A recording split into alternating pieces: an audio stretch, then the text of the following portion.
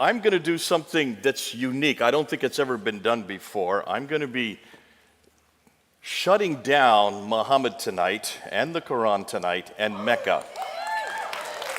And I'm going to do it all three tonight using only evidence from the 7th century. From the century where this man lived, from the century where this book supposedly was revealed, and from the century where this city existed. So bear with me, that's an awful lot to shut down, and I've got to do it in 1 hour. So I'm going to ask that you don't look at me. I want you to look at the screens, because we're going to zip through this material. Put your pens down. You're not going to keep up.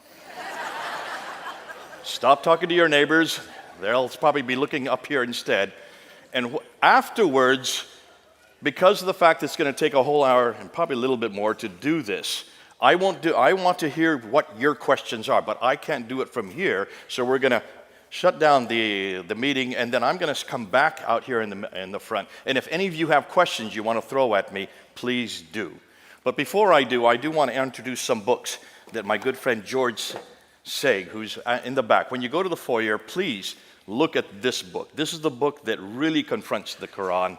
It's put by Abdullah Abd al-Fadi. The one that I'm going to be talking about is this book. That's going to be on later on in the talk today. This is the #1 book that has really shut down the manuscripts of the Quran. I'll be talking about some of the Muslim objections, but this is by Claire Tisdale. This has been around for 100 years, and I don't know why I'm supposed to flog this, because this is me going through the British Museum looking at the Bible as the alternative to the Quran. But this is a video, a DVD that helps you with that. So let's get right into the historical critique of Islam. A quick overview, emphasis on quick. So let's head on. What am I going to do? I'm going to look at 4 areas. I'm going to look at the problem with the sources, then I'm going to hit Mecca, go from there to Muhammad, and then from there to the Quran. We're going to end with the Quran because it's by far the most damaging material. Much of what I'm going to be introducing tonight, most of you have never seen before. And if you have, well, great, God bless you, because then you'll probably understand a little bit. But most of you, this will be new. What are the claims that the Muslims make concerning the standard Islamic narrative, S-I-N? Isn't that great? Sin. We're going to shut down sin tonight. The standard Islamic narrative are their traditions. This is what every Muslim needs to know. Though every Muslim, whether they are radical or nominal or liberal, how they walk, talk, eat, drink, sleep is dependent on those traditions, on the standard Islamic narrative. Now, they all believe, every Muslim would believe that Muhammad was the last and greatest prophet, born in Mecca in 570, died in Medina in 632, modeled Islam as a paradigm for the whole world, and received the Quran as his final revelation. Therefore, the Quran is his revelation, sent down between 610 and 632. It is the greatest, the only perfectly preserved revelation according to Islam, the final revelation, and it corrects everything that has gone before. Therefore, Islam, naturally, they would say, is their final religion based on Muhammad's life and saying, that's the Sunnah, and on the Quran's teachings. Conclusion? Well, obviously, they're dependent on 3 things: the book, the man, and the place. And that's what we're going to confront tonight: the book, the man, and the place. The book, the Quran, the man, Muhammad, and the place, Mecca. Since all 3 are foundational to Islam, without one of them, the others 2 fall. We should investigate all 3, and we're going to do that tonight. But in the 7th century, and in the central part of Arabia, the Hijaz, where Mecca and Medina are placed. To do that, we need to start with the sources. Where are we going to go? Where did all these stories come from? Everything we know about Muhammad, everything we know about Mecca, everything we know about the book itself has to come from a source. Now, let's go and look at that source, because this will underline why there's a problem with everything else tonight. Now, to be that, I want you to look at this map. Here's a map of the Middle East, of Arabia. According to the standard Islamic narrative, Muhammad's empire encompassed that brown area. So look at the brown area. That's what existed in Islam up until 632 when he died. Then what they tell us is the Rashidun period came into existence. That's Abu Bakr, Umar, Uthman, and Ali. The next 4 caliphs, they encompass that orange area. So there is the expansion moving out. And then you have the Umayyad dynasty, which is the first real big caliphate, according to them. That's the purple area. I don't care too much about the purple area tonight. I want to look at the brown and the orange area, okay? That's the area I want to look at. So from Tripoli in the west all the way to Afghanistan in the east, from Turkey in the north down to Yemen in the south. Bear with me, let's go to it. Now here's what they say. This is their narrative. This is not my narrative. They say that Muhammad was born in 570. The Quran was revealed beginning in 610. He then moves up and goes up from Mecca all the way up to Jerusalem, goes up to the seven heavens, meets Allah, comes down, meets Moses, and finds out that he's to pray 50 times. Moses says, get it down. So he bounces back and forth between the seventh and the fifth heaven and gets it from 50 down to 30, down to 20, down to 10, down to 5 prayers. So that happens in 621. He then moves out of Mecca, moves up to Medina in 622, comes and takes over Mecca and defeats Mecca in 633, and then dies in 632. So that's the life of Muhammad according to their traditions. Once he dies, Abu Bakr takes over for 2 years. He dies peacefully. And then comes Umar, who takes over for 10 years. He does not die peacefully. He is killed. And then, of course, Uthman takes over, and he lasts for about 12 years before he is killed. But while he is there as the caliph, the Quran is finalized. So the Quran, the book we're going to look at tonight, was created. This book that I have in my hands right here is from Uthman. That's what every Muslim will tell you. And then when he is killed, Ali takes over, and he only lasts about 5 years before he is defeated there at the Battle of Siffin by Muawiyah. So, conclusion, Islam was fully formed in the Hijaz by 661. That's what they say. Do you all believe that? We'll say yes for now, okay? In about an hour, you can say no. But for now, let's just say yes. Go with me. Now, here's the question. Everything I've just told you, how in the world and where do you get it from? Well, you would hope that it comes from people that were actually living at that time, right?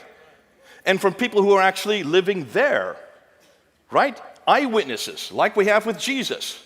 Matthew, he was an eyewitness. John, he was an eyewitness. You would hope the same thing would work with Islam. Well, let's go and see what we find. In order to know who Muhammad was, everything that we happened, everything that I've just showed you, we need to go back to the sources for all these stories. Now, Muhammad dies in 632. The first source we get are what we know is his biography, known as the Sirah. So who wrote the biography? Somebody who knew Muhammad, right? No. The first one they claim who writes it down was Ibn Ishaq, who died in 765. That's 130 years after Muhammad. Is there a problem there, folks? Okay, you're coming with me. Let's continue. But we don't have Ibn Ishaq. We have to go to this guy here, Ibn Hisham. He is the one that actually writes down what Ibn Ishaq says, throws out most of it, and only retains what he likes.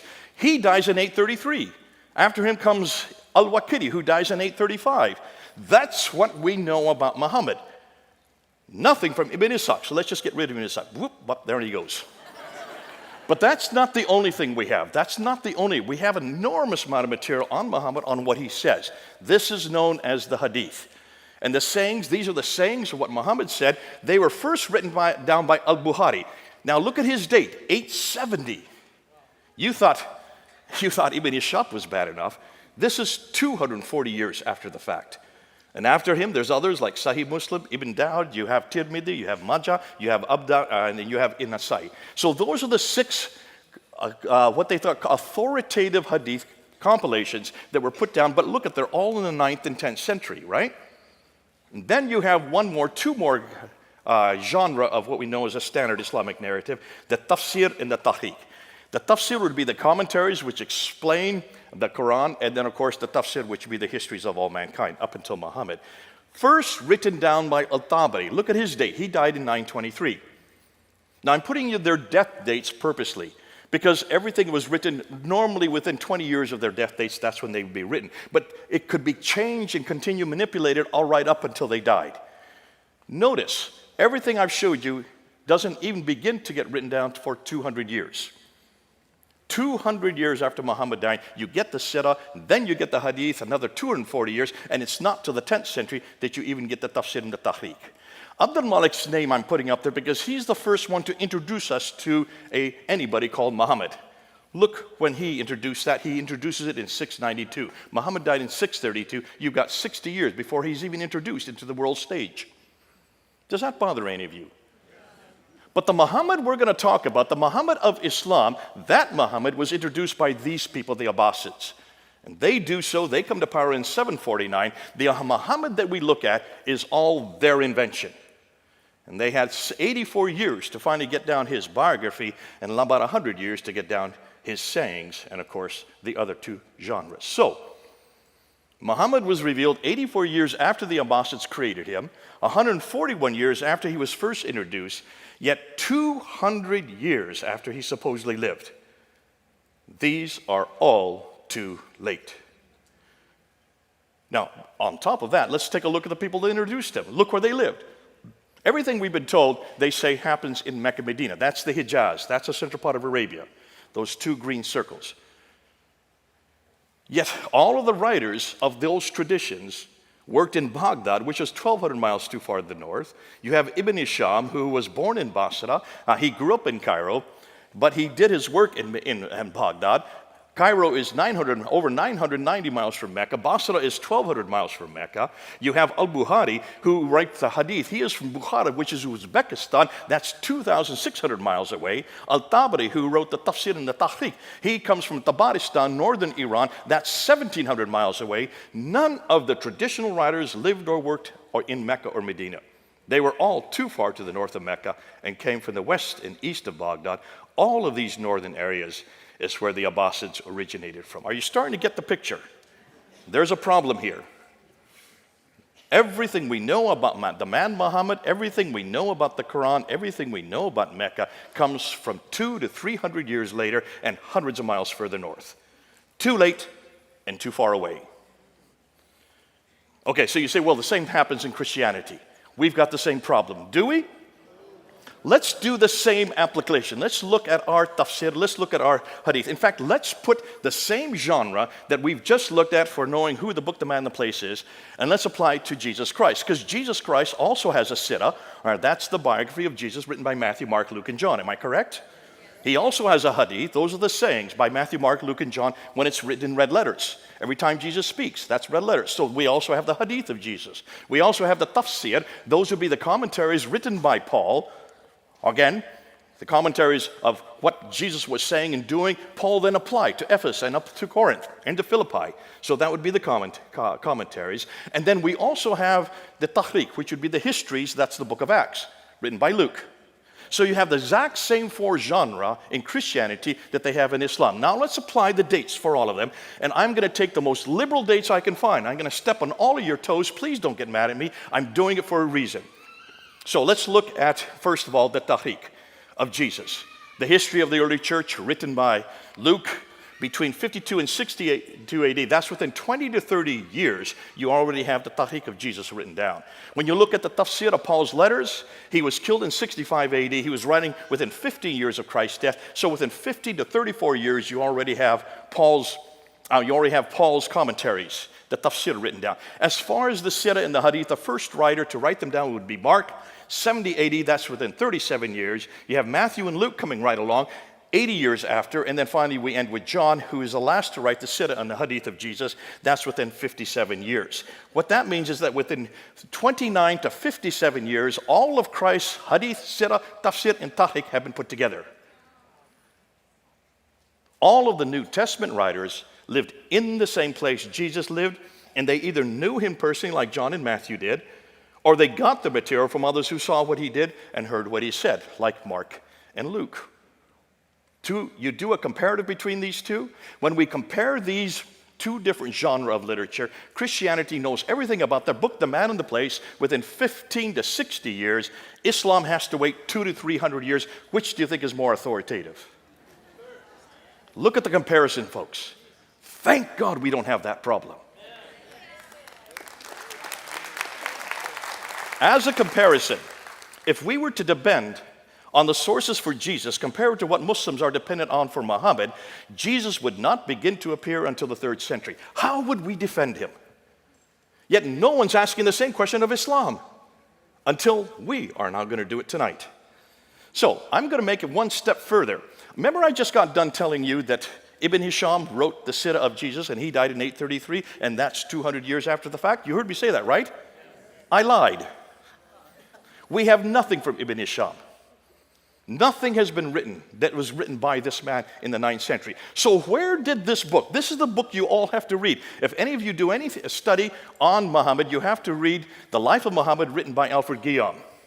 This is the standard work that everybody has to go to. Where do you think it comes from? It doesn't come from Ibn Hisham. It comes from this gentleman right here, Heinrich Ferdinand Wüstenfeld, a German scholar, an Arabist living in the 1800s, who for 2 years between 1858 and 1860 went to 4 different German cities, this is in Europe, to different schools and certainly different libraries, and he just started putting together everything he could find on this man named Muhammad. Put it together in that 2-year period and published it in 1860. That is the biography that all of you have to read, because that was taken by Alfred Guillaume, then translated first into French and then into English. Everything we know about Muhammad comes from that German scholar, and it's only 160 years old. The man who Muslims are dependent on to know who their prophet is or what he did is an elderly German linguist who wrote Muhammad's story 160 years ago, thus over 1,000 years too late. Can you imagine how they're going to defend this? If there's any Muslims here, how will you defend your prophet now? Looking how late everything is concerning what he did there in supposedly the 7th century. You can see then the dilemma for scholars today. Their conclusions are Islam as we know it did not exist in the 7th century, but evolved over a period of 200 to 300 years. The Quran probably was not revealed to one man in 22 years, like Muslims tell us, but likely evolved over a period of 50 to 100 years. The conclusion, the history of Islam, at least from the time of the Caliph Abdul Malik, 685 to 705 and before, is a later fabrication. A later fabrication. Now, if that were the case, the problem is, well, what are we going to do? How is it? You can see what their concern is. They said, well, where do we need to go? Well, I would suggest let's go back to the 7th century. Since we can't trust the 9th and 10th century for what Muhammad was doing or what the Quran was in the 9th and 10th century, let's go back to the century Muhammad lived. Let's go back to the century if Mecca existed. And let's go back to the century that book was written. So let's start with Mecca. Why do I want to start with Mecca? You'll see why. Mecca is enormously important. Remember, Islam is dependent on 3 legs. You take out one of the legs, the other 2 collapse. So if you start with the book, the man, and the place for the 3 legs, if you start to confront Mecca, it starts to teeter. Once you shut down Mecca, everything else collapses. Because if there is no Mecca, then it doesn't matter who Muhammad is or what the name is or where you find him, he's not in Mecca. Right? And if he's not in Mecca, then what Muhammad are we talking about? And it doesn't matter what Quran we're looking at, it's not from Mecca. If it's not from Mecca, bingo, then you got a different Quran. So let's shut down Mecca first. Let's begin with Mecca and let's see what we can find. Now this is what they claim.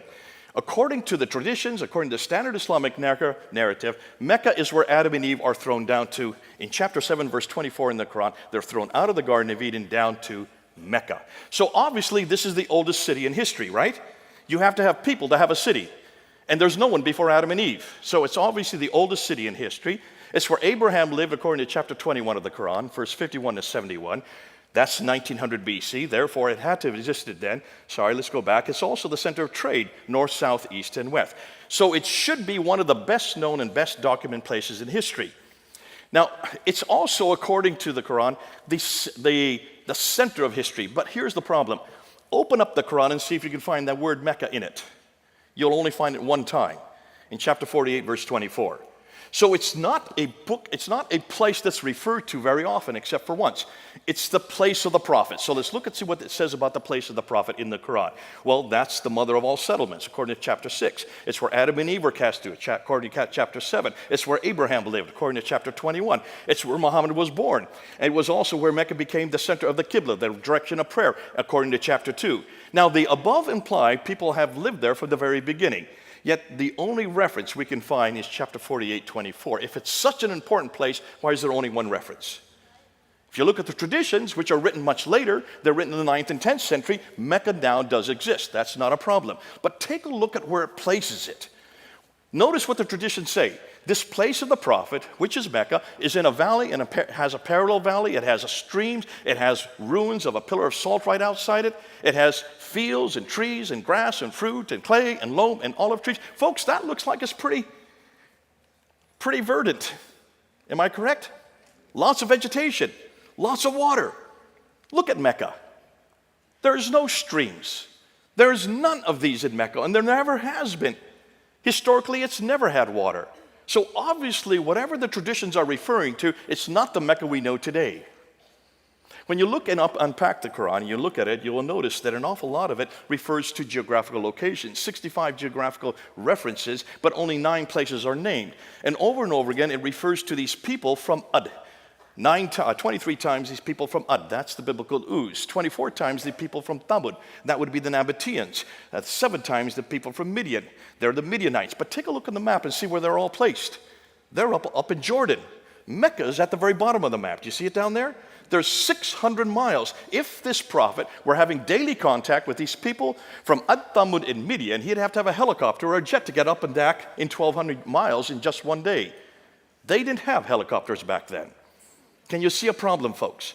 Obviously, whoever this prophet is who's having this relationship with all these people either had to live up there or this is nothing more than fiction. When we look at the prophets, prophet after prophet, Adam and Eve, Seth, Ishmael, Noah, Hud, Saleh, Queen of Sheba, Daniel, they were all buried in Mecca. Over almost 300 prophets are buried in Mecca. Now, when they're buried in a kneeling position so that they continue to be preserved in that kneeling position. If that were the case, then they still should be there today. Am I correct? So look at all the enormous amount of building that's going on around Mecca. That building that you see there, that tower, is the 4th highest building in the world. When you look at it, you will notice all the buildings around it. You have to have huge foundations in order to build something that high. As they're building these foundations, they should have come across one prophet. They haven't found one, suggesting that none of these prophets were buried there. If the above were true, this would mean that almost all of the Bible would have to be rewritten, as all of our prophets are 600 to 1,000 miles further south. So when is the first reference you can find to Mecca? It comes from the Apocalypse of Pseudo-Methodius Continuato Byzantia Arabica, 741 A.D. Muhammad died in 632, if he even lived. That's over 100 years later that we get the first reference of it. What about the maps? Is Mecca on any map? Ptolemy is the best source to go to because he wrote the geography of Arabia, and there are those who've taken his geography and put maps together, like Reinhard Holle in 1400s. Notice when you look at the map, Mecca is not there. Here's another one put together by Laurent Fries in 1541. Notice Mecca is not there as well. Here's another one, putting what Ptolemy said, put together in 1571, put together by Sebastian Munster. Same problem. Mecca just doesn't exist on any of these maps. Here's a 7th century map that has been redacted back to the 7th century. Do you see Mecca on it? I don't. Here's another one, redacted back to the 7th century. Can you find Mecca on any of these maps? Not one. So certainly Ptolemy didn't know about this place. When you look at the Qiblas, these are all the direction of prayers. Now remember, in chapter 2 of the Quran, all the Qiblas were directed to Mecca according to the Quran itself. Dan Gibson, who's done the best work on this, and he has gone through over 100 mosques, and he's gone to all their Qiblas, and notice what he has found. From the 7th century up until the 8th century, up until 706, every Qibla is facing Petra. Not one Qibla is facing Mecca. We're in the 8th century. We still can't find any mosque facing Mecca. It's not till 715 that the first mosque faced Mecca. What does that tell you? For 100 years, they never knew where Mecca was. In fact, look where all these Qiblas are. They're right there in Medina, in China, in India, in Syria, in Egypt, in Israel, in Jordan, all over the world. And yet none of them seem to know where Mecca was. For over 100 years, they didn't know where Mecca was. Were they that inept? Or did Mecca even exist? Now we come to the trade route theory, and this is where Montgomery Watt has helped out the Muslims. He tried to help them out to show that you can find Mecca if you just look at the trade route. The trade went through Mecca. Now the trade used to go this way, right up through the Persian Gulf, to Basra, across Iraq, across Syria, over into Lebanon. But then you had the Sassanians who started warring against the Byzantines. And for 200 years, from the 5th, 6th, and 7th century, they shut down the Persian Gulf because of these wars. So the trade had to be rerouted. So what Montgomery Watt says is they went from India. And remember, all the trade's coming from China and India. They can't go north because of the Hindu Kush and the Himalayas. So they come across the Arabian Sea. They come to Aden there in the south. And they go zip 1,250 miles up to Gaza in the north. Now notice Mecca's halfway. And so he said Mecca controlled that trade, and that's how Mecca became important. How many of you believe that? No one's going to raise their hands? You know why, because I'm going to shut it down. But I'm not going to shut it down. Dr. Patricia Corona shut this down. This woman, Danish, read and wrote 15 archaic languages. How many of you could read and write 15 archaic languages? Probably the greatest scholar of her day. She just died a number of years ago. She was my authority. She was the one that helped me when I started my doctorate there in United Kingdom. And she looked at this map and she saw two problems. Let's see if you see the same two problems. This is the first one. She said, hold on a minute. If you're taking all the goods off in Aden and you're going up along what we call the Western Plateau where the oases are, you'd have to go up to Taif. And then from Taif, you have to go down to Mecca, 3,000 feet. And then from Mecca, you've got to go back up to Yathrib. And then from Yathrib on up to Tabuk, Khaybar, and then on up to Gaza in the north. Do you see a detour there? Can you see the detour? Let me emphasize exactly why she's saying this. Let's look at this topographical map, and let's just put these cities that are on the trade route. There's Aden, there's Sana'a, there's Najran, there's Taif, there's Yathrib, Tabuk, Petra, and then on up to Gaza. You notice they're all on the Western Plateau. Are you seeing that? Can you see it from this topographical map? So where's Mecca? Bingo, right there. 3,000 feet down from Taif. Let me give you another map. Here's another one, a topographical line map. There's Aden, there's Sana'a, there's Najran, there's Taif. Now you can see Yathrib, there's Tabuk, Petra, and Gaza. So where's Mecca? Bingo. Now can you see? It's way off the Western Plateau. It had no water. Why would you go from Taif down 3,000 feet to a city or a place that had no water and no food for your camels, and then come back up 3,000 feet to get up to Yathrib? So that was the first problem. But here's the second problem. She said, why in the world would they even get their material off in Aden and go 1,250 miles by land when they have a waterway on the left? Why wouldn't you just stay on ship? Even today, look how all our goods are sent all over the world. They're sent by ship, are they not? It's the cheapest way to send anything. And you've got the Red Sea there on the left. So why didn't they go on the Red Sea? Now, she's clever because she reads and writes 15 languages. She went back to all the trading documents from the 2nd, 3rd, 4th, 5th, 6th, all the way up to the 7th century, something no Muslim has ever done. And she wrote a book called Meccan Trade and the Rise of Islam in 1987 and got death threats because of what she found. This is what she found. She said, when you go and watch the trade, it comes across the Arabian Sea over to Aden. Yeah, it did stop in Aden. They would get provisions there. But it did stop there. They wouldn't take off any goods there. They would go up into the Red Sea. They would go to Agilis, and she found Agilis over and over again. And then from Agilis, went up the Red Sea, on up to Petra, and then from Petra to Gaza, and then from Gaza right across the Mediterranean world. That's what she found. But she didn't go far enough. That was in 1987. We have found something else. See, what she didn't realize is what part of the Red Sea and what side of the Red Sea did they go up. To do that, you need to look at topographical maps from space, and you need to see where the channels are. Do you see the dark blue line there, right in the middle of the Red Sea? There, I'm going to put a red line on it so you can see it even better. That's where the big ships go today. But back in the 7th century, they didn't have big ships. So where did they go? They went where the orange lines are, the golden lines. Those are the channels that the boats use. Notice they're not on the Arabian side, they're on the African side. Am I correct? So, unlike the East Arabian shore, which was arid and dry with no fresh water and thus few people, the West African shore had plenty of fresh water and had larger populations. What's more, the West Coast had easily accessible ports. We know their names. Here they are.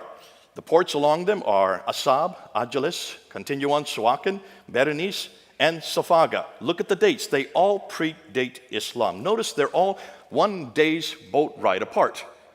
So they would go in every night to shelter. These have been around since the 3rd century BC. On the Red Sea side, on the Arabian side of the Red Sea, the only port that we know of is called Yanbu, which supported Yathrib. So what about Jeddah, which supports Mecca? Muslims have always asked me, well, then didn't Jeddah exist also? Dr. Gerard Halting, who is the world authority on Jeddah, wrote his book on it. And if you look at his book, he says Jeddah did not exist until the 8th century AD. It was created because Mecca was created. Mecca had no water, therefore it needed provisions. That's why they created Jeddah. Therefore, since there was nothing, let's get rid of Jeddah and Mecca. Boom, they go off the screen. Without Jeddah, without Mecca, what happens to Islam? A big red X. Well then, what about the civilizations? Maybe they knew about this place. So let's ask, and Dr. Patricia Corona went around, she asked this question. If Mecca was the oldest city in the history of mankind, someone somewhere should have heard of it. So she went and she looked at all the empires to see what they said. Now remember, she reads and writes 15 languages. So she read everything in its original tongue. The Assyrians, she found nothing about Mecca. The Babylonians, they knew nothing about Mecca. The Roman Empire knew nothing about Mecca. Neither did the Persians. What about those closer to it? Much closer, like the Nabateans. They knew nothing about Mecca. And the Sabaeans knew nothing, and neither did the Himyarites, or the Azdis, or the Kindas, or the Kedarites. None of these people, including the Nubians right across the Red Sea, none of them had heard of Mecca. Not one word. All the way up until the 8th century. What does that say about Mecca to you folks? If it is the center of history, if it's the oldest city in history, if it's where Abraham lived, if all the trade now, north, south, east, west is going through it, why had no one heard of it? Well, what about the other cities that were in that area? Let's ask and see if they are, because there are a lot of cities in that area, or towns, not really cities, they're hamlets. And let's see if history knows about them. Let's look at Najran, which is about 400 miles south of it. It's a small little town. But Strabo talks about it, Pliny the Elder talks about it, Ptolemy talks about it, Aretas, all of it, it's well known. What about Sana and Taif and Yathrib and Khaybar that are right near Mecca? Yes, they're well known. The Greeks talk about it from the 6th century BC, they refer to these places. Mamre, Pliny has a whole book written on the history of it. Petra, Zukowski has written an entire book on the history of Petra. Maghrib, where Muhammad Mariktan has written another history on it. Why are all these insignificant towns referred to, but not one of them referred to Mecca? I'll tell you why. To know why, take a look at a map and you'll see why. Look at those 4 maps. Those are 4 topographical pictures of Arabia. And what do you notice about Mecca and Medina? Well, the central part where Medina and Mecca are is a desert, right? Where there's the desert, there's no water. Where there's no water, there's no food. Where there's no food, there's no people. Where there's no people, there's no towns. Where there's no towns, there's no cities. Where there's no cities, there's no civilization. Where there is no civilization, there is no history. It's as simple as that. How long did it take me to say that? 10 seconds. And you can do the same. You have to have water, folks. If there's no water, there's no history. That's why it was called Patria Deserta by the Romans. It's always been a desert. That's why none of the prophets could have come there. Nobody has ever heard of it. Just like Mars, without water, there's no point even going there. But we have to go there. Let's go to the Hajj. Because the Hajj is where you need to find out. If the Hajj has been there from the very beginning, then it should be also archaic. It should be the center of history. Am I correct? When you go to the Hajj, and those of you who can't go because you're not Muslims, but you go and you circumambulate that square building called the Kaaba 7 times. Why do you circumambulate 7 times going counterclockwise? Good question. I'm going to tell you. To do that, you need to go to Petra. Petra also has a Kaaba that you circumambulate 7 times going counterclockwise. Why does it have a Kaaba? Well, you need to go to this city. Do you recognize it? Jerusalem. You've got to go back to Jerusalem that also have a Kaaba. Remember, Kaaba means square in Arabic. It also means square in Hebrew. And the Kaaba in Hebrew was the Holy of Holies. And the Jews would circumambulate it 7 times going counterclockwise because of Jericho. God told them to do it 7 times going counterclockwise. They still did it as a pilgrimage to Jerusalem. Therefore, the Kaaba that was in Mecca comes from Jerusalem. It gets better than that. After they circumambulate 7 times, they then run back and forth between Safa and Marwa, the 2 mountains that are there. Take a look. Do those look like mountains to you? They're only about 20 feet high. You can climb on them as kids. Those are not mountains. Those are rocks. They're called Marwa and Safa, and the Muslims run back and forth 7 times. Why? Because Hagar is in the desert. She's thrown out of Mecca by Abraham, who's living in Mecca. She runs out of water. She needs to find water for Ishmael. She runs back and forth 7 times between 2 mountains. Folks, those don't look like mountains to me. In fact, hold on a minute. They're only 100 feet away from the Kaaba, which is in the center of Mecca. If she's out in the desert and she can't find water, then what is she only doing 100 feet away? Why doesn't she just knock on any door and get some water for the neighbors? Can you see there's a problem here, folks? This is not the original Marwa and the original Safa. This is nothing more than a facsimile. This is nothing more than when you go to Las Vegas, you'll see an Eiffel Tower there, right? That's not the original Eiffel Tower. You'll see a pyramid there. That's not the original pyramid. They're nothing more than facsimiles. That's what you're looking at. So where is the original Marwa and Safa? It's not, though some people think it's in Petra. You need to go to Jerusalem. Go to Mount Moriah, where the Temple Mount is. What is the name for Moriah in Arabic? Marwa. You go down to the Kidron Valley and go back up to Mount Scopus. That's what the pilgrims all did. And what is the name of Mount Scopus in Arabic? Safa.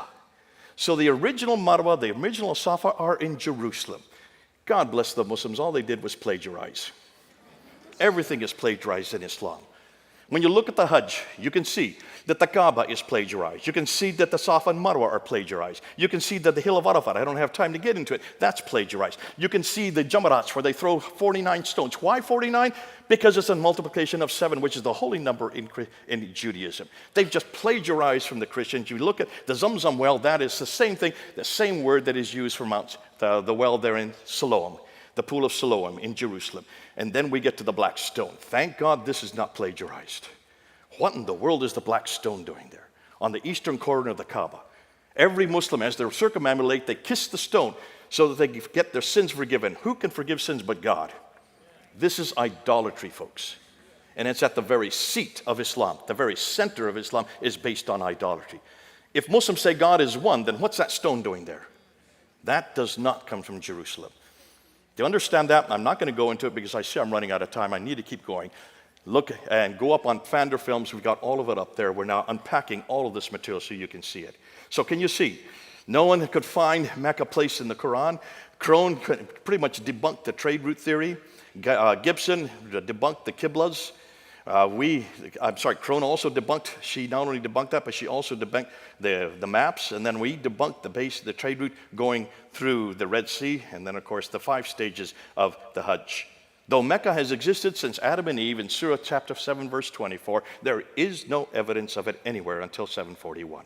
And everything we now find in Mecca, we could find previously in Petra, and now even earlier in Jerusalem. You ready for Muhammad? What do we know about Muhammad? Well, last and greatest prophet according to Islam, modeled Islam for the world, received the Quran, has a final revelation. Everything we know about him we can find in the Sirah Ibn Hisham, but as I now said, it looks like that comes from a German scholar named Wustenfeld. And the Hadith of Bukhari, we don't have anything from al-Bukhari until the 11th century. And the 8 of his 9 volumes don't appear till the 16th century. The same problem we're having with the Quran, we'll get to that in just a bit. Now, is he referred to in the 7th century in the time period he supposed lives? If he did exist, someone should have known about him, right? Or said something about him. So what we need to do, let's start with the coins. Because the coins, if there's any caliph coming to power, the first thing a caliph will do, or a king will do, will mint coins with his name on it, his image on it, and also what denomination he belongs to, what religion he belongs to, and the date of the coin, right? That's what they all do in those ancient days because they didn't have newspapers, they didn't have TV, they didn't have radio. They knew that everybody would touch coins. So let's see where the mints are. According to Islam, everything that the caliphs did was in Medina, which is in the south there in Hijaz. But when you look at the mints, notice where all the mints are. The mints are all up there in Syria, Jordan, and Israel today. Those are the western mints. What about the ones in the east? They're all in what is today Iran and Iraq. There are no mints whatsoever where they're supposed to be. All the coins were minted too far north. Did I not say that earlier, too far north? What's interesting is when you look at the coins themselves, the conclusion is none of these mints were in the Hijaz. Instead, they were too far north, possibly because the Hijaz was a desert with no water. And where there is no water, you know the rest of the story. Let's then look at the coins, because the coins were being minted by people who were living at that time. And they were leaders.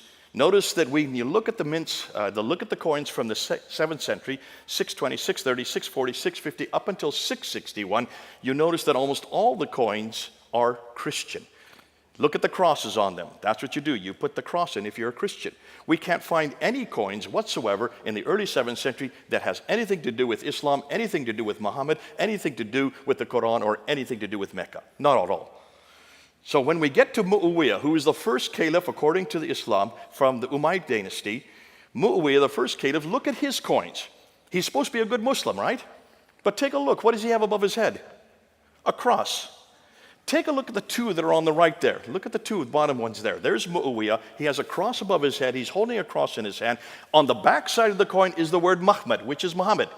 That's the first reference to Muhammad anywhere, and that's 663. Possibly, is he Muhammad? No. What does Muhammad mean in Arabic? The praised one. So who's the praised one? Well, if he's holding a cross and he's got a cross, who do you think the praised one is? What's his name? Jesus. Thank you. Let's prove that. So let's go to an inscription that Muawiyah put down. This is an inscription by Muawiyah. There's his name. And he refers to himself as the servant of God, commander of the believers. And what does he have right there in the top left? A cross. So who is he a servant of God for? And what believers? Christians. He was a Christian, folks. All the coins say so. They don't lie. This is the 7th century. He rules up until 680, and then you have Abd al-Malik come to power in 685. Abd al-Malik is the one that we need to look at because he introduces new coins that introduce the Shahada. La ilaha illallah Muhammadur Rasulullah. There is only one God but God. Muhammad is nothing more than the servant of God. But remember, Muhammad is a title. It means the praised one, right? So what does he do? Because of he puts that up there, Justinian II goes to war with him. He's the Byzantine emperor. Abd al-Malik wins the battle and he puts up this coin with himself as victorious. I didn't know you could put up images of yourself on your coins, not if you're a Muslim. So obviously he's not a Muslim. Obviously this Muhammad that's there has nothing to do with him. It has everything to do with Jesus. Why? Just look at the Dome of the Rock that he built. Look at the inscriptions on the Dome of the Rock that he built in 691. When you look at the inscriptions, you will see they're all attacking the divinity of Jesus, his Christology, the Trinity, and his sonship. All of these inscriptions say not three, for God is one and he has no son. For truly, God does not beget nor is he begotten. One is in chapter 4, verse 171 of the Quran. The other is in chapter 112. These are all attacking Jesus Christ. And then you get, for truly, there is only one God but God. And the praised one, so who's the praised one? It's all about Jesus, right? So the praised one is nothing more than the messenger of God.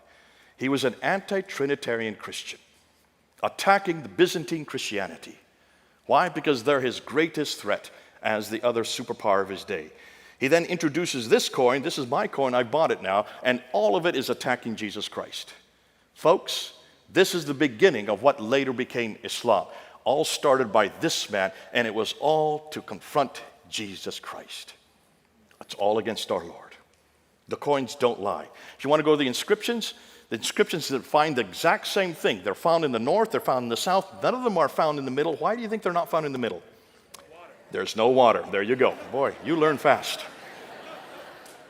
Ilka Lindstad is the one who dated he was the one that looked at the rock and the inscriptions, and he looked at the 100-year period between 640 and 740, and he noticed that all these inscriptions, which are written in Arabic, they do have formula, but it's nothing to do with Islam. It's pious formula, which has much more to do with Christianity. It's not till 690 to 710 that the Prophet Muhammad is introduced into these inscriptions. Muslim rites such as pilgrimages, prayers, and fasts are introduced by about 720. And Muhammad as a man and the people called Muslims and the religion called Islam are not introduced until 730. That's over 100 years after Muhammad, if Muhammad even existed. It was only in the 730s onwards that there is evidence of popular devotion to a man named Muhammad as a prophet and messenger, which makes the Islamic traditions incredibly awkward. There is a 100-year silence prior to this that indicates that Islam did not exist as a distinct religion until long after the time of Muhammad, which cast doubt on whether he had any part in starting Islam. I'm going to go through these real quickly. I just want to show you, what about the references to Muhammad in the 7th century? There are major references. There are 4 of them. Only the 4 references. Take a look at every one of these references to Muhammad in outside sources. Take a look. He is known as the Tayyaye de Muhammad. Muhammad the Tayyaye. Who are the Tayyaye? They were Lockmans. They lived in Iraq. So obviously the praised one is from Iraq. Look where Iraq is on a map. It's over 600 to 1,000 miles further north. What about in 636, the Arabs of Muhammad, which is in Yarmouk. Where is Yarmouk? It's north of Israel. So obviously this is way too far north. Muhammad never went to Israel. I don't remember him ever being to Iraq. 660, Sabaeus talks about the Ishmaelite called Mahmed, who was aligned with 12,000 Israelites. First of all, that's not historical. There were no 12,000 Israelites who were going to war against the Byzantines. That never existed. So obviously, this is fraudulent. But nonetheless, look and see where this is. This is way up in Damascus. So that Muhammad, I don't recall Muhammad ever being that far north. And then you have John Bar Benkaya in 690 talking about a teacher and leader of the Arabs who obviously was named Muhammad. Who is this referring to? Look and see who the Arabs were. They were all Christians, but they were not Trinitarian Christians at this time. It's really John of Damascus who really identifies and sees for the first time the Muhammad we're starting to come across. And he does refer to it, talks about Muhammad, who comes with his ludicrous doctrines, comes with 4 books. the book called The Cow, which is now Surah 2, the book called Women, which is Surah 4, the book called The Table, which is Surah 5, and the book called The Camel, which is Surah nothing. There is no camel surah in the Quran. So obviously, whatever John Damascus is, it's not the Quran we know today. And the Quran is much bigger than just 3 surahs. There's 114 of them in the Quran. So obviously, this means that there was no Quran that early. Every reference to Muhammad in the 7th century places him in Gaza, Jerusalem, Damascus, or Hira, which are all situated too far north and probably refer to another Muhammad, the praised one. Now we get to the Quran, and this is where it really gets really delicious. This is the best material, folks. Sit back. If you want to go to the toilet, you can do, but you'll miss everything. So let's go ahead. What do the Muslims claim about the Quran? Number one, it's uncreated. It's right there in the Quran itself in chapter 85, verse 22. Therefore, it has never been had any chance that any human could have any control over it. It was sent down to Muhammad between 610 and 632. That's what they claim. It was completed by Uthman in 652. That's why this book in my hand right here is from Uthman, they say. And then number 4, the Quran is unchanged in the last 1400 years. Not one word, not one letter has changed. Have you heard Muslims say this? Every Muslim says those 4 things. Just memorize those 4 words. Uncreated, sent down, completed, unchanged. That's all you need to know. I'll come back to it. I'm going to shut down those 4, but I'm going to show you something even better about those 4. Hold on. So what do Christians claim about the Bible? Is the Bible uncreated? No, of course it's created. We know who wrote it. We even know the authors. We put their names on most of the books. The Bible was not sent down. It was inspired by God, but not sent down through an angel. Bible was complete, so yes, we would say that was the case. The thing is, we don't have any of the original manuscripts, so we don't know what the complete is. Has it been changed? Yeah, parts of it has. We know where they've been changed. We know even what we even put. We're very transparent. We put in right where the verses that have been added or there have been scribal errors have been taken away. So we know that. We're very clear about that. And we're only talking about 40 verses out of over 6,000 verses. So tonight, I'm not going to shut down uncreated or sent down because I'm not there. I'm going to shut down complete and unchanged, those 2. That's what I want to look at. So what I want to look for is one Quran manuscript from the 7th century that's complete, 114 surahs, that is unchanged. And this is what I've asked Muslims all over the world. I've debated over 100 debates that I've done with Muslims, and this is what I always ask. Show me one manuscript of your Quran from the 7th century that's unchanged, just like the Quran I have in my hand here. Where do we go to find out about the Quran? We have to go to Sahih Bukhari. Remember I told him that he died in 870, so he's the one that tells us how the Quran was put together. Now this is what he says. He says, Muhammad died in 632. It had not been written down. It finally got written down in its final form at the time of Uthman in 652, the 3rd Caliph. He then sent 5 copies to 5 different cities, Mecca, Medina, Basra, Kufa, and Damascus. And those then became the canonized Quran for the whole world. In 652. The problem is almost immediately another Quran supplants the one in Damascus written by Ubay ibn Ka'b. It had 116 surahs. That's 2 more than are in the Quran today. Another was written in Baghdad, written by Ibn Masud. It had 110 surahs. That's a 4 less than what is in the Quran today. Another was written by Ibn Musa, 114 surahs. It had so many differences. According to Arthur Jeffrey, who's done the work on this, if you just look at those manuscripts and you compare it with the Quran today, there are about 15,000 differences. You've got a problem. So how could there have been one Quran? There were at least 5 Qurans from the 7th century from Mecca, Medina, Basra, Kufa, and Damascus. We cannot find one of them. Now, one of those Qurans exists today. Folks, we're only talking about 1,400 years ago. As Christians, we have the Sinaiticus, the Alexandrinus, we have the Vaticanus. These are from the 3rd and 4th century. That's 200 to 300 years before the Quran. Why can we reproduce our entire Bible? We have 365 manuscripts of the New Testament before the 7th century. Why can't they come up with one Quran from the 7th century? That's my question. They are the ones that claim it, not me. Where are these 5 manuscripts? Look at those cities. They've always been controlled by Islam for the last 1,400 years. So how could they have lost it? Rather inept, wouldn't you say? So, before we get into the manuscripts, I want to look at the Qira'at. These are the readings. This has probably done the most devastating material that's just come out in the last few years.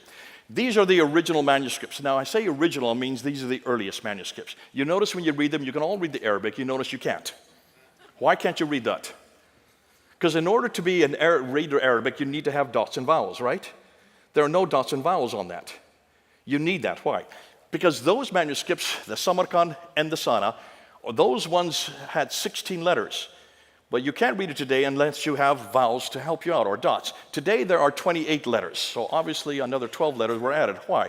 Because of the dots. Now there are 6 letters that don't require dot, like the aleph, the kaf, the lam, the mim, the nu, ha, and the waw. The other 22 all require dots. What am I talking about? Well, take a look at one smiley face. One smiley face is usually the root of most letters in Arabic. If you put 1 dot above, you have a na. 2 dots above, you have a ta. 3 dots above, you have a tha. 1 dot below, you have a ba. 2 dots below would have a ya. Na, ta, tha, ba, ya. 5 dots were added in the 8th century, not in the 7th century. Now I can read it, but that didn't exist in the 7th century. Not in those manuscripts you just saw. Hold on, what about dialectical differences? You need to have 3 vowels to have dialectical differences. So you need to have a dama, which is the u sound. You need to have a kasra, which is the e sound. And you need to have a fatha, which is the a sound. Those were only added in the late 8th century and the early 9th century. So you've got a problem here. Because suddenly you have Abdul Malik who comes to power and he wants to create a Quran because he's now introducing a prophet. A prophet has to have a book. So what do? You have to borrow right, left, and center. But the problem is you're borrowing in Arabic and you don't have any Arabic that has dots and vowels. So you decide to write your Quran with your dots in it and you call it Hafs. You decide to write you're supposed to be a male, but let's say pretend you're male today, and you call it Warsh. And you decide to write your Quran and you put your dots and vowels wherever you want to. You live in Kufa, you live in Cairo, you live in Damascus, and you put your own dots wherever you want to, and you put your dots where you want to. Suddenly we have 4 different Qurans, right? In 4 different cities. Well, that starts to proliferate.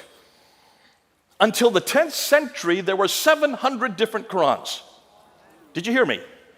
700 different Qurans. According to this man who did his doctoral thesis, he's now head of the Islamic department at Harvard University. Shadi Nasser. He guessed and estimates because they're not there today. Now, you've got a problem. After all these Qurans, none of them are agreeing. You've got a difficulty. So Ibn Mujahid, a man in the 10th century, was given the responsibility to choose 7. But before we do that, notice, if dots are in different places with different vowels, just with 3 different one of those little smiley faces, you get 19 different words. There's the difficulty. So here's what he did. He was given the responsibility to choose 7. And these are the first 7 he chose. Nafi from Medina, Ibn Kathir from Mecca, Abu Amr from Basra, Ibn Amir from Damascus, Asim from Kufa, Hamza from Kufa, and Al-Iskasai from Kufa. Notice that 3 of them are from Kufa, 1 from Damascus, the other one is from Basra, and the other 2 are from Arabia. Look at the dates. What do you notice about the dates of every one of those? Look at the death dates. Every one of them either died between 736 and 805. That means 8th and 9th century. Did any of these men know Muhammad? Did they even live in the same century as Muhammad? So how could they have come from Muhammad? These are the 7 that every Muslim will swear came from Muhammad. But no one's bothered to look at their dates. I am the one that put the dates up there. You've got to put the dates together, folks. And this is where you're going to shut down every Muslim. They have no idea of these dates. Those are the first 7, but this book is not there. This is Hafs. This is the official book for the whole world today, memorized by 93% of all Muslims. Hafs an Asim. You see Asim's name up there, number 5? He is a disciple of Asim. So in 1194, 2 disciples were chosen from every one of the 7 to make 14, right? And that was chosen by Al-Shatibi in 1194. Now you have 7 plus 14. How many do you have? 21. Am I correct? I hope my math's right. That still isn't good enough. In the 15th century, in 429, another man named Al-Jazari chose another 9 to culminate with another 21. So now you have 30 different Qurans. No 2 are alike. But you've been told there's only one Quran, right? And the one that was chosen by Saudi Arabia was the Hafs that you see there. Guess how many differences there are between Hafs and the other 29? 93,000. 93,000. This is the first time you're hearing this, right? I hope you people who are watching, you Muslims who are watching, you're listening to this. This is going to shut down your Quran for you. Who is the one that found this? Hatun Tash, my colleague. She's only 5'2". She's from Turkey. In London, she and I were on the ladder for 3 years there at Speaker's Corner every Sunday. She was the one that found these by accident because she went to Morocco, she went to Yemen, she went to Jordan, and she went into a bookstore and says, show me a Quran. And they said, well, which Quran are you talking about? I said, what do you mean, which Quran? They said, well, we have Qalun here, we have Hafs over here, we have Warsh over here, we have Kisai over here, we have Ibn Kathir. She said, well, give them all to me. So she brought them back to London, showed me them, and I looked at them and I said, oh man, I started laughing. I thought these were all destroyed in 1924. They were in Cairo and thrown into the Nile. Evidently not. There they are. She has found now 26 of them. She brought 26 of them down to Speaker's Corner. We held them up in 2016. We filmed it. It went all over the internet. This shut down the Quran in 2016. See the man that's there on the right, the tall man with the beard? His name is Muhammad Hijab. One of the most popular men on the internet. He has a following about anywhere from 500,000 to 1 million followers. He was there filming us. When he was doing that, he realized there was a problem. He quickly went outside the crowd and he yelled at all the people, come to me. Do not look at what they're showing you. Do not listen to what they're saying. I will explain everything to you. Obviously, he explained it pretty well. Why? Because 4 years later, he was shown these material. I'm not going to go into all of these. You can go into every one of them, but you can see the Hafs on the left, the Warsh on the right. In every case, it's completely different words. Just by changing the vowels, by changing the dots, you not only get different words, you get different meanings. You don't even get different meanings. You get different doctrines, you get different theologies, and you get different practices. It shuts down the Quran from being preserved. Obviously, these are all done by man. There's a problem there. And so he came to this man who's a leading authority there on the right, Yasser Qadhi, there in Houston, and he said, I have a problem. I'm going to put my hand out here, and this is a blank piece of paper. Which Quran are you going to write on it? Which is the one that's eternal? Which is the one that was revealed to Muhammad? Tell me, which one of it? Remember, he was the one that told all the Muslims he was going to explain it to them. Yasser Qadhi says, we do not talk about this in public. This is the most difficult problem for Muslim scholars for the last 1,000 years. He said, we have a respect for the Quran. There are certain questions we don't ask. So Muhammad said, well, is that the problem you had when you were at Yale University getting your doctorate on this in 1995? Is that where you had a crisis of faith? He said, no, not crisis of faith, crisis of knowledge. Notice the difference. He said, in the West, the scholars have come leaps and bounds in the last 100 years. And they're looking at you, pointing to Muhammad Hijab in the East, they're looking at you like the emperor with no clothes. Why? Because your standard narrative has holes in it. What narrative? Standard Islamic narrative. S-I-N. Has holes in it. Well, we know sin has holes in it. But can you see what happened? This was only a 28 long, this is really a question that was happening. It was an interview for 28 minutes. He didn't know we were all watching this. He said, I never have talked about this for 25 years. I will never do a lecture on this. So Muhammad Hijab put his hand out a second time. He said, you've got to tell me which is the one that's eternal. Because the Quran says in chapter 85, 1 and 22, that this book is eternal. The Quran says in chapter 10, verse 15, and chapter 18, verse 27, that no man can change one word or even one letter. It says in the Quran, chapter 15, verse 9, that Allah protects his word. Which is the one? Yasser Qadhi, after 28 minutes, finally had to give in. And he finally had to admit, they're all the Quran. All 30 of them. You take a little bit of Qalun, you take a little bit of Warsh, you take a little bit of Hafs, and you just mix them out, and that's the Quran we have today. I started clapping. I was watching this live. I said, Yasser Qadhi, you have no idea. You've just now admitted that there are 93,000 differences. I'm going to show you these two right here. These are two of them right here. There's the Hafs, here's the Warsh. You can buy these on the internet. This is the one that is memorized by 93% of the world's population. This is memorized by 3% of the world's population.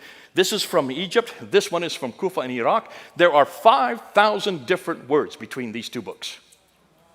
I'm holding them right here. This shuts down the Quran. Within 2 weeks, if you looked at their sites, there were hundreds of Muslims that said, we're leaving Islam because of what you have said. And our blood is going to be on your shoulders. They had to shut down those comments. Within 2 months, they had to take that video off of both their sites, but I've got it. David Wood has it. Hatun Tash has it. And every June 8th of every year, we bring up that interview once over again and show the whole world. You cannot say that this comes from God. You cannot even say it comes from Muhammad. You can't even say it comes from Uthman. This has been changed and manipulated from the last 1,400 years. Now let's get to the manuscripts. Because the manuscripts we do have. Now, we have 8,500 Greek manuscripts, 10,000 Latin Vulgates, another 9,000 in 11 different languages. That's roughly 24,000 to 25,000 manuscripts of the New Testament alone. Am I correct? Just say yes. How many manuscripts do they have that are early? 6. You want to see them? There they are. The Topkapi from Turkey, the Samarkand from Uzbekistan, the Ma'il in London, the Petropolitanus, I'm sorry, I'm going the wrong way, from France, the Al-Huzayni there in Cairo, and the Sana manuscript, the most exciting, there in Yemen. I'm not going to unpack every one of them. These are the ones we're debating. I did a debate on these 6 manuscripts in 2014 with the world's leading scholar, Dr. Shabir Ali. He could not answer one question because he'd never looked at these manuscripts. I have 3 of them, the facsimiles of 3 of them in my office. We're looking at them. Folks, do you notice what we have found? No 2 of these manuscripts are from the 7th century. They're from the 8th, 9th, and 10th century. No 2 are alike. And they don't agree with the Quran we have today. The best one, the Topkapi, which is about 99%, has 2,270 manuscript variants. When you look at the Sana manuscript, it has 2 different layers of letters, and there are 63 verses in the lower layer. It has 70 variants just within those 63 verses. Can you see there's a problem here? I'm not going to get into these ones here. These are the carbon datings. But when you look at the carbon datings of the earliest manuscript, the Sana manuscript, the datings of the carbon datings of this manuscript, they are date from 390 to 550. They all predate the Quran. They predate Islam, and they predate Muhammad, proving that carbon dating don't use. So they came up with this book here called the Birmingham Folios, the Birmingham manuscript. Remember this in 2015? It was all over the internet. When you look at the Birmingham manuscript, it's only 2 pieces of paper, front and back. It's only 33 verses, and guess what? It's all about the 7 sleepers of Ephesus, chapter 18. That has nothing to do with Islam. It's about the proto-evangelion of James. That has nothing to do with Islam. And it's about the story of Moses. That all predates Islam. All of these are in Arabic, and they are nothing to do with Islam. So what's going on? Hold on. I want to introduce this guy here, Dr. Dan Brubaker. He was in our conference this last weekend. You should have come. This man has just shut the Quran down because of this book right here. You need to buy this book. Basically what he has done is he's taken the Muslims at their word, and he says, if there's no changes in the last 1,400 years, let's see if I can find changes. And he's the only one that's looked at all the manuscripts, and he has found insertions. There you can see some there. He has found erasures. There you can see erasures there. He has found erasures overwritten. You can see them there in the red. He has found overwriting without erasures. He has found selective coverings. There are so many coverings in the middle one there. There are 8 different coverings. Every case when you see insertions, when you have overwriting, when you have any one of these references, these differences, what happens in every case? It brings it down to a standardization of the Hafs text. Means that this is censorship that's been going on for not 1,400 years, it's been going on since the 1300s. For 700 years, they've been changing these manuscripts to make them so they all are alike. Selective coverings, overwritten, and tapings. We went down to Speaker's Corner. I go down there whenever I'm in London. There's Hatun Tash, the 5'2" lady that destroyed the Quran. They're on my left there. And we decided to introduce this book there at Speaker's Corner. While we were there, one of the leading scholars on the right there, Mansour Ahmad from Bangladesh, got up there and tried to shut us down. And he was making the claim that you can trace the Quran back all the way to the 7th century. So I turned to him and I say, okay, you can do that. Show me what manuscript you're talking about. It's not the Topkapi or the Samarkand. It's not the Petropolitanus. You can't use the Huzayni, and don't use the Ma'il manuscript, and certainly don't use the Sana manuscript, because all of these are 8th, 9th, and 10th century. Which is the manuscript that goes back to the 7th century? He finally had to admit that there were 96% of the Quran that they could find within the 1st century. That means between 622 and 721 or 719. Notice the 63 that he's talking about. These are the fragments that he has found. Notice we looked at every one of these fragments. None of them, those ones I'm putting up there, no one has come to any conclusion on those 20. The next 9 are all after 719, so they shouldn't have used those 9. And the next 34, no one's done any work in. Which means he has basically, what the Muslims have done, they've just created manuscripts or fragments. Most of these are just 1 or 2 verses. They've tried to come up with 63 to come up with 96% of the Quran, and none of them can be used from the 1st century of Islam. Ooh, I love it. It makes my job so easy. Thus, none of them are really valid, since all of them are either later or tentatively dated or have no supporting evidence. So, where did the Quran that we have in our hand, where did it come from? This book right here. It was chosen in 1924 by one scholar named Muhammad al-Husseini al-Haddad. Why? Because they were having such problem amongst the high school kids there in the city of Cairo. They were having 30 different answers for all the questions. They went to Muhammad al-Husseini al-Haddad and said, choose one, and he chose this one. What did they do with the other 29? Threw them into the Nile, like I said earlier, thinking that would get rid of them. They didn't count on Hatun Tash, 5'2" lady. They decided to find them in 2013. Nonetheless, that was so successful of choosing one Quran that by 1936, it was then chosen as the Quran for the entire country of Egypt. By 1985, the Saudi Arabian government saw how successful that model was, so they chose it for the whole world in 1985. How many people are older or were living in 1985? Just raise your hands. That means every one of you who's raising your hand is now older than the Quran. Oh boy, that must make you feel old. But now we're coming to the best. This is the last thing. And this is lovely. See, you'd like to know where the Quran really comes from, right? I'd like to know where the Quran really comes from. Because if you're having to put together a book because a man has been chosen who writes the book, you don't have anything at hand. What are you going to do? You're going to borrow, are you not? So this is exactly what happened in the 8th, in the 9th, in the 10th century. But what did they borrow?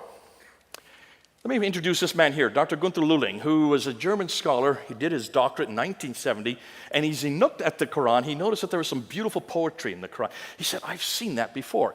So he took those 5 dots off, and he took the 3 vowels out, and replaced them with Syriac and Nabatean dots, or Syriac, Nabatean Syriac, or Syriac documents, put the Syriac dots back in, and put the vowels back in. And guess what he found? That these beautiful poetry were Christian hymns written by Christians about Jesus Christ. This was found in 1970. As a result of that, he was such an embarrassment for the academia there in Germany that though he received in his doctoral the Examen Opus, which is the highest grade you could get in Germany, which means that you should be given a professorship in any university of your choice, he was thrown out of academia and he went into obscurity for 30 years. Lived on welfare with his wife. I met him in 1998. I said, could I see your doctorate?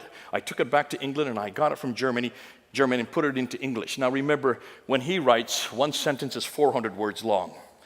That's how the academics do it in Germany. We had to bring it down so people could manage it. We got it written in English. They would not publish it there in Germany, so that he had to get it published in India. But because of that, there you can see it right there. The Challenge to Islam for Reformation. Don't read that. You should read the small print. He then was resurrected because it was all over the English-speaking world, and he died a happy man in 2014. Now, Dr. Christoph Luxemburg decided to go one step further. He's also a German, but that's not his real name, because he will be killed for what he has found. He decided to do what Gunther Lulling did, but he decided to look at the dark passages. 25% of the Quran no one understands. Not even the scholars understand it. A quarter of the Quran, even the scholars don't understand. Did you know that? Can you understand the whole Bible? Certainly you can. When Jack Hibb gets up here, does he open the Bible? Please say yes. Does he read it? Please say yes. Does he unpack it for you? And does he apply it to your lives? Why? Because you can understand every word of it. And you can understand it in English, right? Thank God for our Bible. But see, you can't do that with the Quran. You can't do that with the Quran. You can't understand these 25. So what are you going to do? Well, he decided to do what Gunther Lulling did, and he took and went to every one of those passages, and he went through 7 layers. I won't go and unpack each one of them. He went through 7 layers, taking off the vowels, taking off the dots, looking at the lexicons, looking and seeing if he could find any Arabic words. He couldn't find any there, so he went to Syriac, put the dots back in, put the vowels in, and he went to the lexicons in Syriac, and guess what he could find? He could reproduce all the 25%. All the dark passages he was able to reproduce. But what did he find?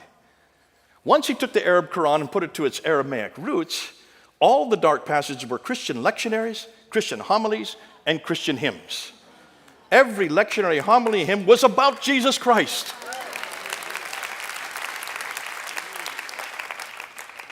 It had nothing to do with what they found, but who they found. Folks, there are 4 textual evolutions. I'm not going to go with them tonight, but can you see what we're doing? I want to ask the same question of the Quran and come to the same conclusion. Remember I said at the very beginning, the Muslims have 4 things that they demand of the Quran. It must be eternal. It must be sent down. It must be complete and unchanged. I think we shut that down tonight, have we not? And we would not say the same thing about our Word of God, the Bible. But hold on a minute. Is the Bible the only Word of God we have? Don't we have someone who's also called the Word of God, the Logos? Jesus Christ? Let's apply those four to him. Is Jesus Christ eternal? Yes. Number one. Was Jesus Christ sent down? Yes. Number two. Is Jesus complete? Yes. Number three. Is Jesus unchanged? Absolutely. Everything the Muslims need, we've got. Thus, the four criteria Muslims are looking for in their Quran as their primary revelation, we already have in Jesus Christ, our primary revelation. Folks, we need to bring them home to a much greater and a better revelation. And what's his name? Jesus. What's his name? Jesus. Oh, I love it. What a name. Let's pray. Our Heavenly Father, as we've gone and we've unpacked these three areas, we've looked at the book, The Man and the Place, we've also looked at the sources. Lord, when we look at these and we realize just how hopeless and impractical Islam is, when we look and see that this is not a man who lived in the 7th century. Oh, there were many people called Muhammad, the praised one. Of course, possibly even you were called that when you were here. But Lord, when we look and see who he is and what has become of him and what they've put to, it's not a man I want to follow. When we look at the Quran and we see that there was no Quran in the 7th century, there was not even a city called Mecca. Lord, everything they're dependent on those three things, we've now just using 7th century, we have shut down. Lord, they still want to know you. They still want to believe in God. And they still want to be brought home. And Lord, we're the only ones that can do that. Lord, I want to bring them back to a better God, a bigger God, a better book, a bigger book, a better Jesus, a bigger Jesus. I want to bring them back to you because we're the only ones that have the antidote. Though we can shut it down, that's not the reason. I don't want to shut down their man, God, and book. I want to bring them back to our man, God, and book. Lord, that's something we've got to do. The atheists can't do this. The humanists can't do this because all they give them is nihilism in response. I love these Muslims. They're my favorite people. I've worked with them for 40 years. I wouldn't be wasting my time if I didn't love them. I want them to know you. And the only way I can do that is to bring them back to you. What a God you are, a God who enters time and space. What a God you are, a God who gave us his revelation. What a God you are, because you came and died for us and rose again. And that's the God they need to know. Lord, help every one of us who's here and those who are watching. Let's bring them home. Let's bring them home. In Christ's name we pray. Amen.